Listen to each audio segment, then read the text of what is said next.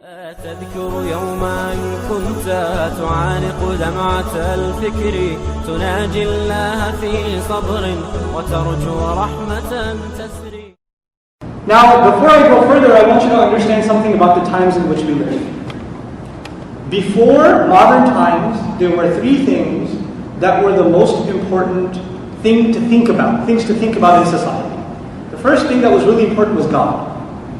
Not just in Islam, Christianity, Judaism, Hinduism, whatever, God was very important in every society. Okay? The second thing that was really important was the afterlife.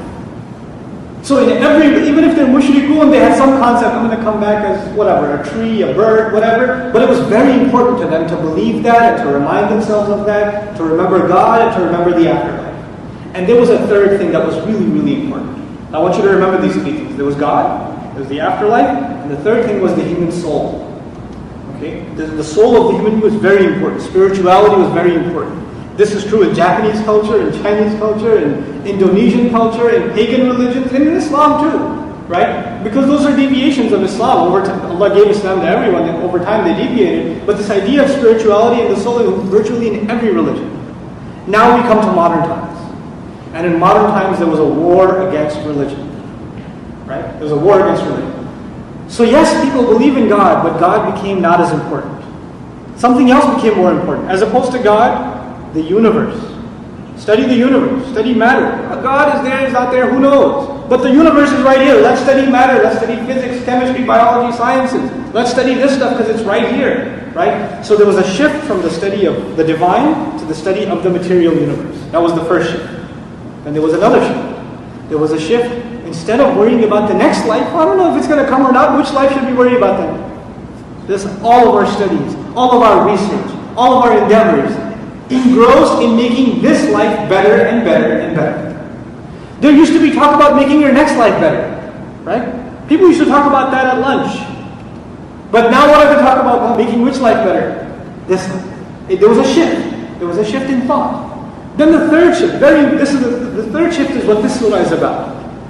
The emphasis used to be on the soul. It changed to an emphasis on the body. Because the human being is made up of two things, right? The body and the soul. Well, the soul, I don't know what's there, if it's there or not. How can we scientifically calculate it? It can't be seen. What I do see is the body. So when we study the human being before this postmodern society, we study the soul. But after, what do we study? The body, psychology, sociology, even in medicine, etc., etc. The human being has been dissected in 100 different ways, all from the perspective of body. But the human being isn't just a body, is it? There's a body to us and there's also a soul. And what made us the best possible creation? Was it just the soil that Allah created? That Allah told the angels make sajda to this piece of soil? Or Allah said, وَنَفَخْتُ فِيهِ مِنْ رُوحِي فَقَعُوا لَهُ سَاجِدِينَ I blow into it my ruh, then you fall into sajda. What gave it the honor?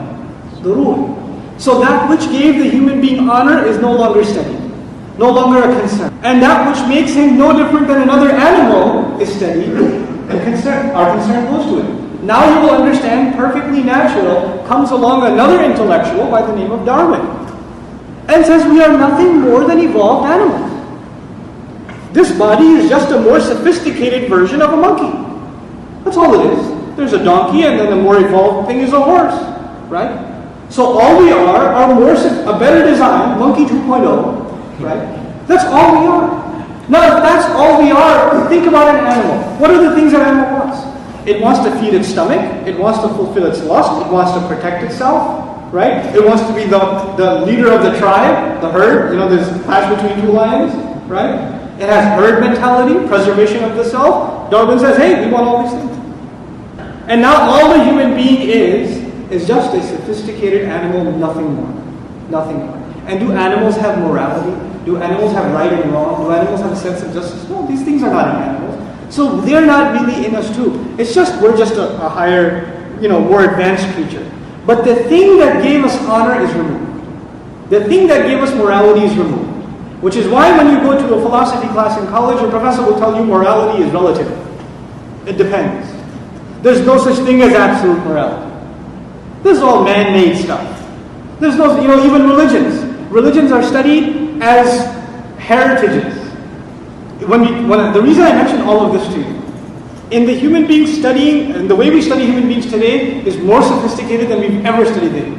We know more about the human brain, we know more about human behavior, we know more about the human, all these systems, the digestive, the cardiovascular, all this stuff. We know more about this today than ever before. And interestingly enough, we are more ignorant about what we really are than ever before.